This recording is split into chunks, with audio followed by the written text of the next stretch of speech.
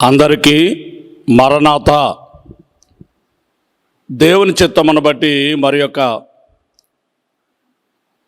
మండలకాల ధ్యానములు శిలువ శ్రమకాల ధ్యానములను మనము ధ్యానించుటకు దేవుడు అవకాశం ఇచ్చినారు. అందును బట్టి ఆ దేవదేవునికే మహిమ ఘనత కీర్తి ప్రభావములు కలుగునో గాక. ఆమెన్. నేటి దినము నుండి మనము 40 దినముల పాటు శిలువను ధ్యానించుటకు దేవుడు చిత్తమును బట్టి మనం సిద్ధపడుతూ ఉన్నాము. దేవుడు మనతో ఉండి కార్యములన్నిటి జరిగించుట కొరకు మనమందరము సంసిద్ధులమై సాగిపోదాం. శ్రమకాలంలోని మొదటి దినము భస్మ బుధవారంతో ఆరంభమవుతూ ఉంది. ప్రియమైన వాళ్ళరా, లేఖనాల్లో మనం చూస్తే ఆదికాండము 18 అధ్యాయం 27వ వచనాన్ని చూస్తే, ఆదికాండము 18 అధ్యాయం 27వ వచనంలో, అందుకు అబ్రహాము, ఇదిగో ధూళియు బూడిదయునైన నేను ప్రభువుతో మాటలాడ తెగించుచున్నాను. శ్రమకాలములో ఉన్నటువంటి మొదటి దినము భస్మ బుధవారంతో ఆరంభించడం క్రీస్తు శకం 3వ శతాబ్దంలో నికేయా కౌన్సిల్ వారి యొక్క ఆలోచనను బట్టి ఆరంభమైనట్టుగా మనము చరిత్రను ఆధారం చేసుకుని చెప్పగలుగుతూ ఉన్నాం. అయితే నేను చరిత్ర పూర్వపరాలు చెప్పడానికి, చరిత్రాంశములు చెప్పడానికి నేను ఇష్టపడడం లేదు, కానీ ఇందులో ఉన్న ఆధ్యాత్మికమైన ఆత్మీయమైనటువంటి సంగతులను బోధించుటకు నేను ఇష్టపడుచు ఉన్నాను. ఈ శిలువ శ్రమకాల గుడారమును లేక ధ్యానమును ఆరంభించడం మన పెద్దలు భస్మ బుధవారంతో ఆరంభించినట్టుగా మనం చూస్తూ ఉన్నాం. ఈ ధ్యానాలలో 2 అంశములు మనం గమనించవలసిన వారమై ఉన్నాం. ఒకటి సంతోషము, రెండవది దుఃఖము.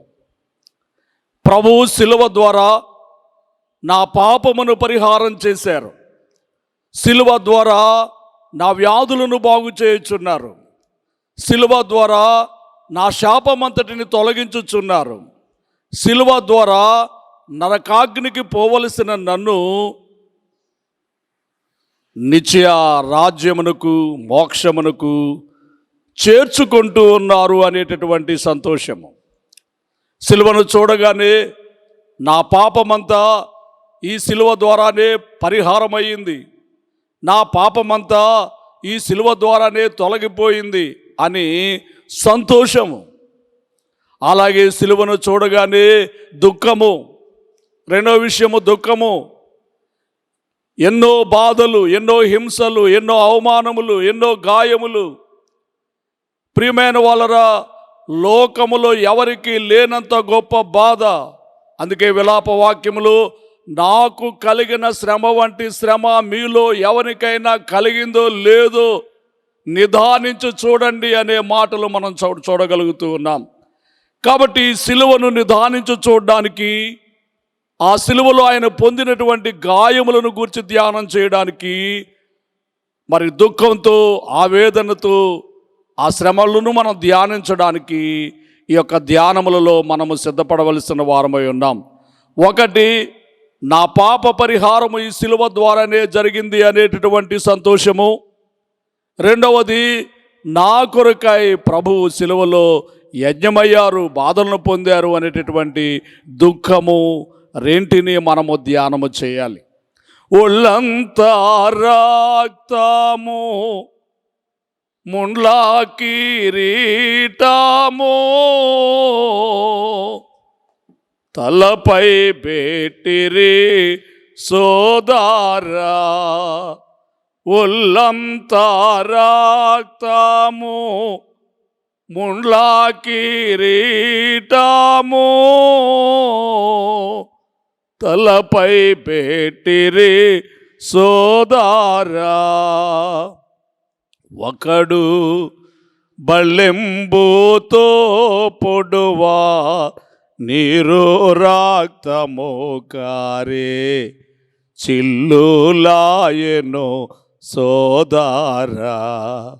ఒకడు బల్లెంబుతో బొడువా నీరు రక్తము గారే చిల్లులాయెను సోదరా యేసు క్రీస్తుని సిలువా ఎప్పుడు ధ్యానము చేయు ఆశతోను సోదరా మన దోషంబు నెడబాపు ఈ సంతాప మరణ వ్యాసంబుచే సోదరా. ఈ ఆరంభ దినమున 3 విషయములు మీ ముందు ఉంచుటకు నేను ఆశించుచు ఉన్నాను.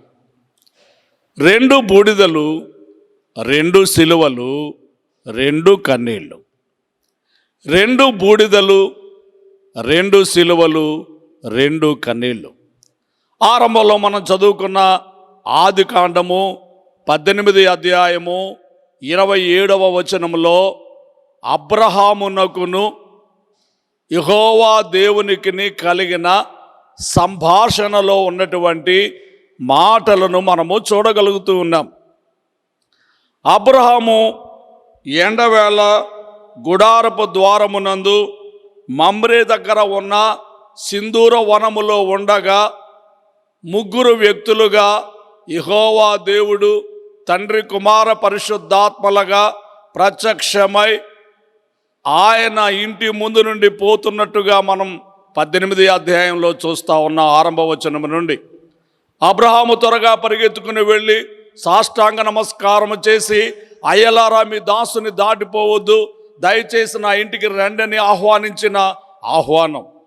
అలాగే నేను భోజనం సిద్ధం చేస్తాను, భోంచేయండి అని ఆహ్వానం. తరువాత మీరు విశ్రాంతి తీసుకొని వెళ్ళవచ్చుననేటటువంటి ఆహ్వానం. ఈ అబ్రహాము ఆహ్వానం మేరకు యెహోవా దేవుడు వారి ఇంటికి వెళ్ళడం, అబ్రహాం ఇచ్చిన ఆతిథ్యాన్ని స్వీకరించిన మీదట ఊరకని అక్కడి నుంచి వెళ్ళక మీదుడికి వచ్చేయట నీ కౌగిట ఒక బిడ్డ ఉంటాడని చెప్పడం. ఇదంతా 18 అధ్యాయంలో ఉన్న మరి మొదటి 14 వచనాల్లో మనకు కనబడుచు ఉన్నది.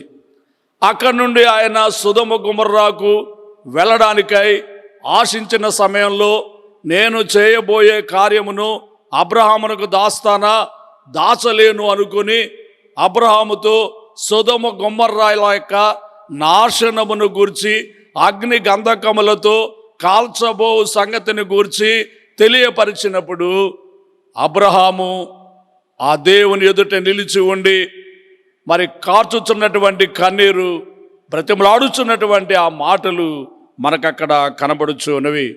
వారి రక్షణార్థమై, ఆ సొదొమ గొమొర్రా పట్టణముల రక్షణార్థమై అబ్రహాము ప్రార్థించుచున్నటువంటి ప్రార్థనలో భాగంగా దేవుని ఎదుట నిలిచి అతడు ఇలాగు చెబుతూ ఉన్నాడు, ఇదిగో ధూళియు బూడిదనైన నేను ప్రభువుతో మాటలాడ తెగించుచున్నాను. నేను ఎటువాణ్ణి అంటే బూడిద వంటి వాడను, ధూళి వంటి వాడను. బూడిద ప్రియమైన వాళ్ళరా మనం చూస్తే కట్టెలు కాల్చిన తరువాత వచ్చేటటువంటి మిగిలిన శేషము బూడిద. ఇది కాల్చబడిన తరువాత దాన్ని ఎత్తి బయట పారవేస్తారు. ఇది దాచుకునేటటువంటి విశేషమైన పదార్థం కాదు, కానీ బయట పారవేయబడేటటువంటి ఒక బూడిద. ఇప్పుడు అబ్రహాం గారు దేవునిని తన ఇంటికి ఆహ్వానించి ఆతిథ్యం ఇచ్చినటువంటి అబ్రహాం గారు, దేవుని స్నేహితునిగా పేరు పొందినటువంటి అబ్రహాం గారు దేవుని సన్నిధిలో నిలిచి ఉండి ఎలాగున ప్రార్థించుచున్నాడు అంటే, అయ్యా నేను బూడిదను అంటున్నాడు. అలాగే దేవుని పిల్లలమైన మనందరం కూడా ఈ శిలువ ధ్యానాల్లో నేను బూడిద వంటి వాడనని తగ్గింపు మనస్సుతో, హెచ్చింపు లేకుండా తగ్గింపు మనస్సుతో మనం ఈ కార్యములు చేయాలనే ఉద్దేశంతోనే భస్మ బుధవారంతో మన పెద్దలు ఈ కార్యక్రమాన్ని ఆరంభించిన వారై ఉన్నారు. అలాగే నేను ధూళిననే మాట, ఈ ధూళి కాలినడకతో వచ్చేటటువంటి ధూళి అయి ఉంటూ ఉన్నది. ఆ పాదములు అంటినటువంటి ధూళి, దీన్ని కూడా ప్రతి ఉదయమున ఆ ఇంటి స్త్రీ ఎలాగున ఊడ్చి బయట పోస్తూ ఉందో, అలాగే బయట పారపోయబడు ఒక ధూళి వంటి వాడును, లేక నేను ఒక బూడిదను కట్టెల కాల్చిన తర్వాత వచ్చేటటువంటి బూడిద వంటి వాడనని తన్ను తాను తగ్గించుకున్న అబ్రహామును పోలిన వారమై ఈ 40 దినముల ధ్యానములలో మనమందరము కూడా బూడిద వలె ధూళి వలె మనము తగ్గించుకొనవలసిన వారమై ఉంటూ ఉన్నాము. గమనించవలసినదిగా వాక్య సేవకునిగా నేను మీకు తెలియచేయచ్చు ఉన్నాను. ప్రియమైన వాళ్ళు, రెండవదిగా మనం చూస్తే ఈ బూడిద దేనికి సూచనగా ఉన్నది అంటే తగ్గింపునకు సూచనగా కనబడుతూ ఉన్నది ఒక మాట. 2 పశ్చాత్తాపమునకు సూచనగా ఈ బూడిద మనకు కనబడుచు ఉన్నది. 42 అధ్యాయములో యోబు గ్రంథములో 6 వచనాన్ని మనం చూస్తే, కావున నన్ను నేను అసహించుకొని ధూళిలోను బూడిదలోను పడి పశ్చాత్తాపపడుచున్నాను. యోబు గారి యొక్క జీవితం మనకు తెలుసు. అతడు భూమి మీద ఉన్న వారందరిలో మిక్కిలి సాత్వికుడు అని, మరి భక్తిపరుడు అని, మరి గుణవంతుడు అని మనం లేఖనాల్లో ఆరంభ వచనంలో మొదటి వచనములో 8 వచనంలో మనం చూస్తే యోబును గూర్చి మనకు కనబడుతూ ఉన్నది. చెడుతనమును విసర్జించినటువంటి ఈ యోబు దేవుణ్ణి ముఖాముఖిగా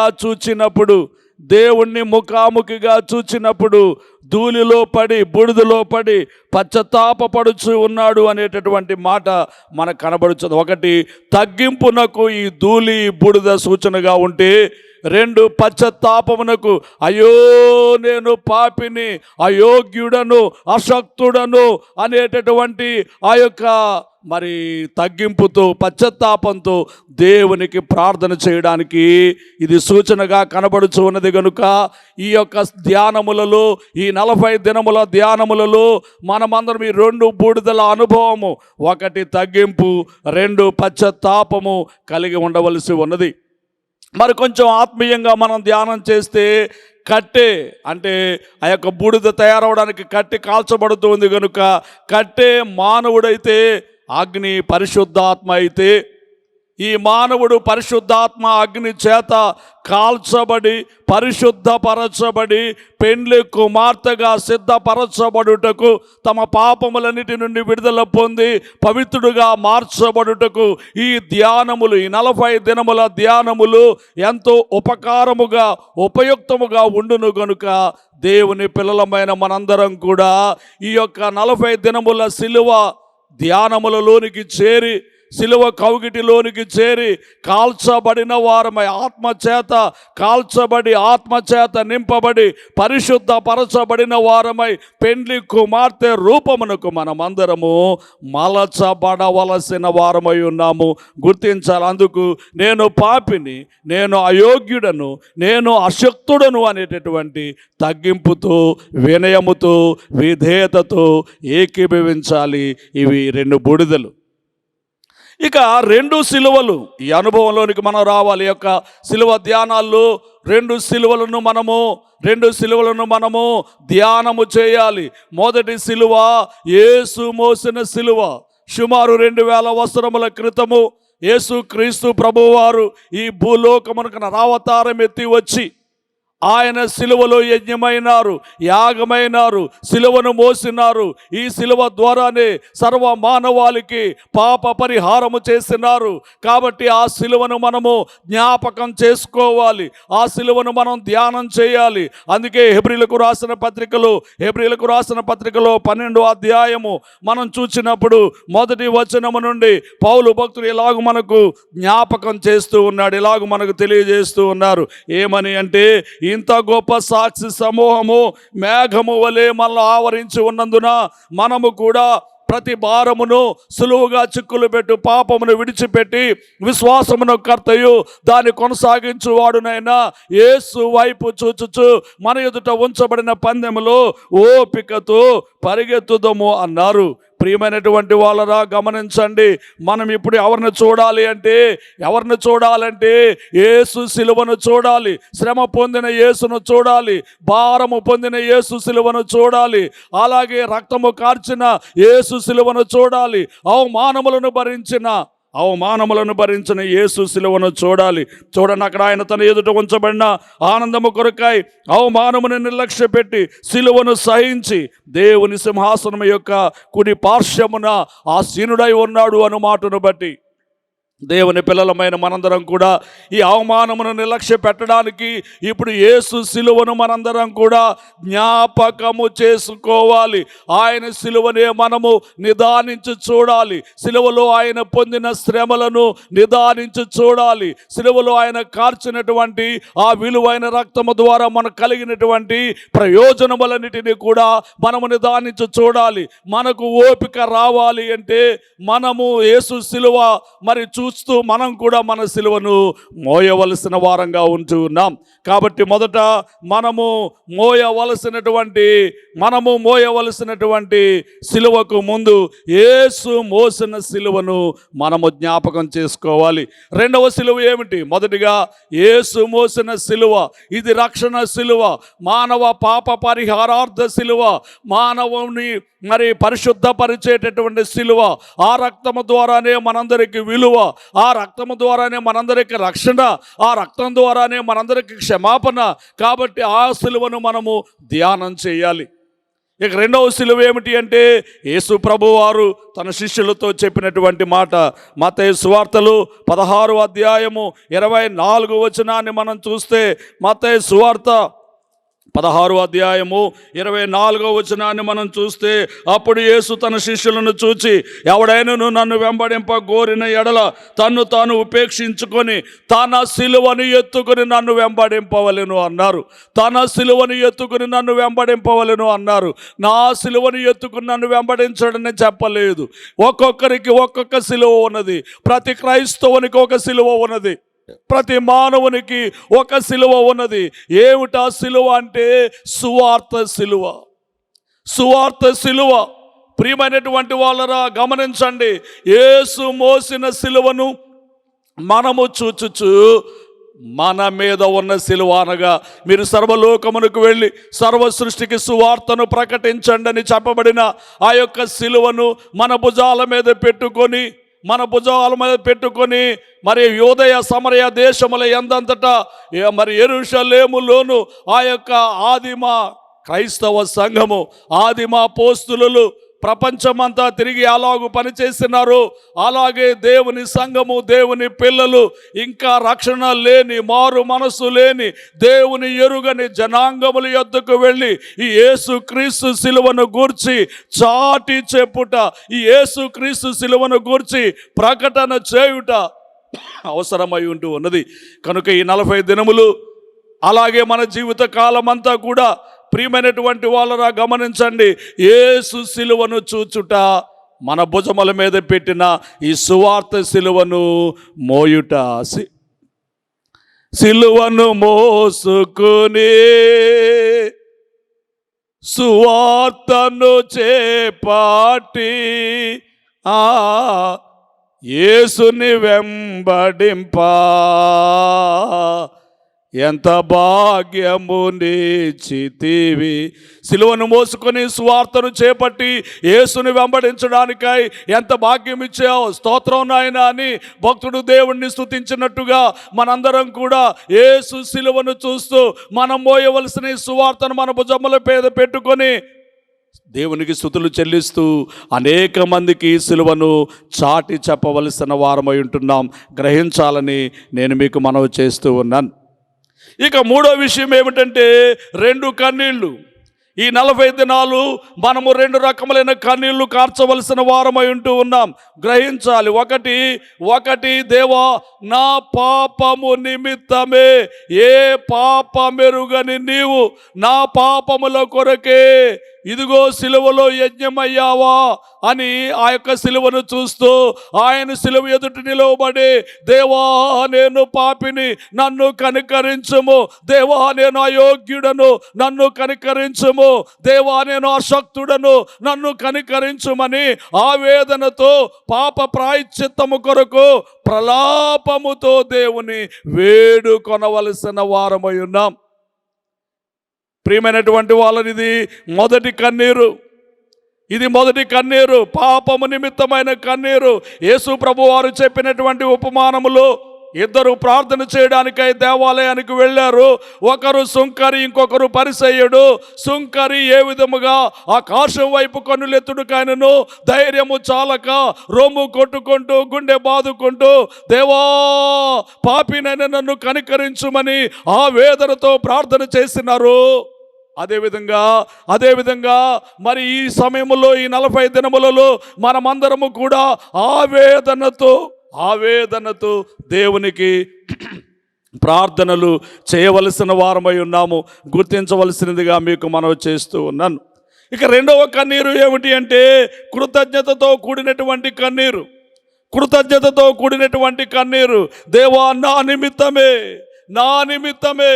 నా పాపము నిమిత్తమే, నా వ్యాధి నిమిత్తమే, నా బాధ నిమిత్తమే, నా పాపమును పరిహారము చేసి పరలోక రాజ్యమునకు నన్ను చేర్చుట కొరకే, నా నిమిత్తమే సిలువలో యజ్ఞమైన దేవా, బలి అయిన దేవా, మీకే స్తోత్రమని ప్రభువును స్తుతించేటటువంటి కృతజ్ఞత కన్నీరు. నా రుణము తీర్చినా నా దేవా, నా ప్రభువా, నీ రుణము తీర్చగలనా? నీవు నా ఋషివై బోధించి నా బదులు చనిపోయి నా వాణి మరువగలనా? నీవు నా ఋషివై బోధించి నా బదులు చనిపోయి నా వాణి మరువగలనా? నా రుణము తీర్చిన నా దేవా, నా ప్రభువా, నీ రుణాన్ని నేను తీర్చగలనా? నీవు నా ఋషివై బోధించావు, నా బదులు చనిపోయినావని నేను మరువగలనా అనేటటువంటి కృతజ్ఞత కన్నీరు. 3 విషయములు మనం నేర్చుకున్నాం. ఇప్పుడు 2 బూడిదలు, నేను బూడిదను ధూళిని అని అబ్రహాము తగ్గించుకున్నటువంటి దేవుని సన్నిధిలో దేవుని బ్రతిమలాడడానికై నిలిచి ఉన్న అబ్రహాము తగ్గించుకున్న రీతిని మనమందరము తగ్గించుకునుట. 2 సిలువలు, ఒకటి యేసు సిలువను చూస్తూ, 2 మనకు అప్పగింపబడినటువంటి ఆ సువార్త సిలువను మోస్తూ సాగిపోవుట. 2 కన్నీళ్ళు, ఒకటి మన పాప ప్రాయశ్చిత్తము నిమిత్తము, పాప క్షమాపణ నిమిత్తము సుంకరి ఏ విధంగా ప్రార్థన చేశారో ఆ విధంగా కన్నీళ్లతో రోధించుట ఒక కన్నీరైతే, కృతజ్ఞతతో నేను పొందవలసిన ఈ భారమంతటి నీవు పొంది నాకు లేకుండా చేసినావు గనుక నీకు స్తోత్రం అనే కృతజ్ఞత కన్నీరు. ఈ 40 దినములు మన జీవితాంతము ఇలాంటి పరిస్థితులను మనము కలిగి ఉండవలసిన వారమై ఉంటూ ఉన్నాము. గ్రహించాలి. 2 బూడిదల వలె అబ్రహాము తగ్గింపు, అలాగే యేసు మోసిన సిలువను చూస్తూ మనం మోయవలసిన సిలువను మోసుకుంటూ వెళ్ళడం, అలాగే 2 రకములైన కన్నీళ్ళు, పాప ప్రాయశ్చిత్తం నిమిత్తమైనటువంటి కన్నీరు, అలాగే కృతజ్ఞత కన్నీరు కార్చి సాగిపోవడం ఈ దినములలో మనకు అవసరమై ఉంటూ ఉన్నది కనుక ఈ ఆరంభ దినమును నేను మీకు చెప్పే సందేశము ఈ 3 విషయములను మీ జీవితంలో కలిగి ఉండవలసిందిగా మనవి చేస్తూ ఉన్నాం. చివరిగా ఇంకొక మాట నేను ముగిస్తాను. అదేమిటంటే యోనా గ్రంథంలో 3వ అధ్యాయాన్ని మనం చూస్తే అక్కడ మరి నాశనమైనటువంటి పట్టణము నినివే పట్టణము, ఆ పట్టణమును కాల్చివేయడానికై సిద్ధపడినటువంటి యెహోవా దేవుడు ఆ సమయమున మరొక తరుణం ఇచ్చి దేవుని సేవకుడైనటువంటి యోనా ద్వారా దేవుడు తెలియచేసినటువంటి సందేశము. ప్రియులరా గమనించండి, ఆ సందేశాన్ని విన్నటువంటి నినివే పట్టణపు వారు దేవుని యందు విశ్వాసముంచి ఉపవాస దినాన్ని పాటించి గనులేమి అలుపులేమి అందరూ కూడా గోనె పట్ట కట్టుకొని రాజుగారు మొదలుకొని అనగా సింహాసనం మీద నుండేటటువంటి రాజుగారు మొదలుకొని అలాగే ఖైదులో ఉన్నటువంటి చెరసాల్లో ఉండేటటువంటి ఆఖరి వ్యక్తి వరకు అందరూ గోనె బట్ట కట్టుకొని బూడిదలో కూర్చుని చేసినటువంటి ప్రార్థనలు. ఈ ప్రార్థనలు విన్నటువంటి ఆ దేవుడు 10వ వచనంలో మనం చూస్తే 3:10 యోనా గ్రంథంలో ఈ నినివే వారు తమ చెడు నడతలను మానుకొనగా వారు చేయుచున్న క్రియలను బట్టి దేవుడు చూచి పశ్చాత్తాప్తుడై వారికి చేయుదునని తాను మాట ఇచ్చిన కీడు చేయక మానెను. కీడు చేస్తానని చెప్పిన దేవుడు ఆ కీడును చేయకుండా ఆగిపోయారు.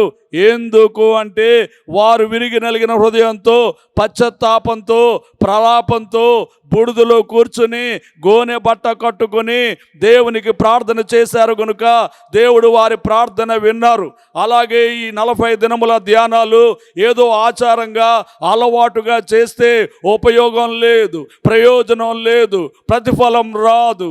వినయముతో, విధేయతో, పశ్చాత్తాపముతో, ప్రలాపముతో మరి మనము ప్రార్థన చేయగలిగితే, ఈ నినివే ప్రజల వలె మనం ప్రార్థన చేయగలిగితే, కీడు చేస్తానని మాట ఇచ్చిన దేవుడే ఆ కీడును చేయకుండా మాని వేసినట్టుగానే దేవుడు మన ఎడల తగినటువంటి సహాయము చేయవారై ఉంటూ ఉన్నారు.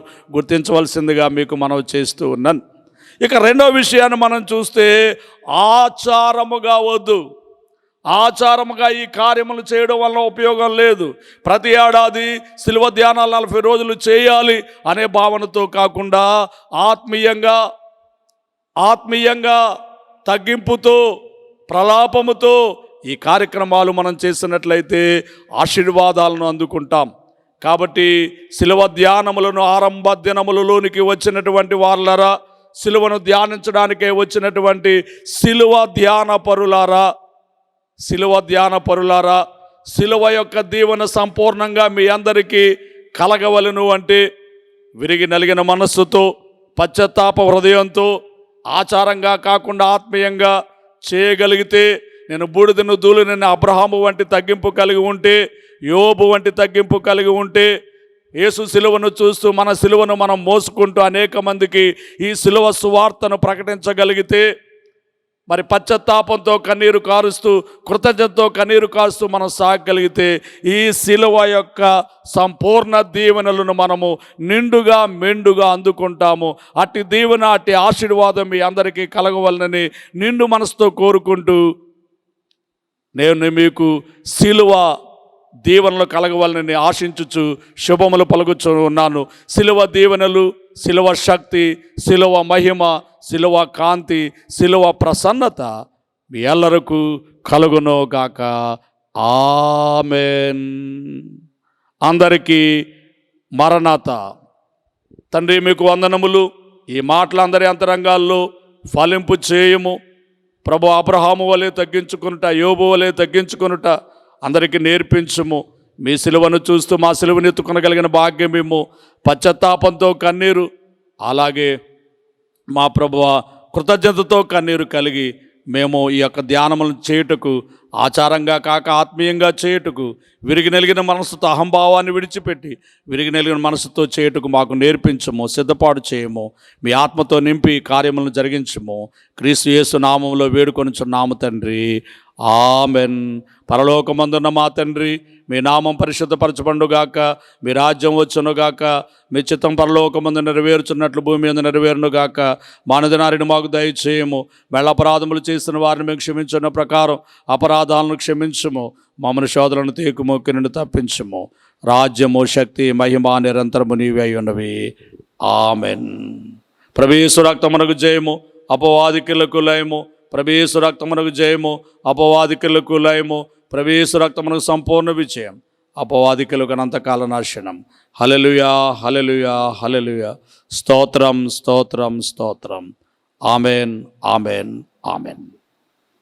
తన ఏకైక కుమారుడైన యేసుక్రీస్తును మన కొరకు సిలువ వేయబడుటకై అప్పగించిన తండ్రి అయిన దేవుని యొక్క ప్రేమ, సిలువలో తాను మన కొరకై అప్పగించుకొని గొర్రెపిల్లగా బలి అయిపోయిన యేసుక్రీస్తు వారి యొక్క కృప,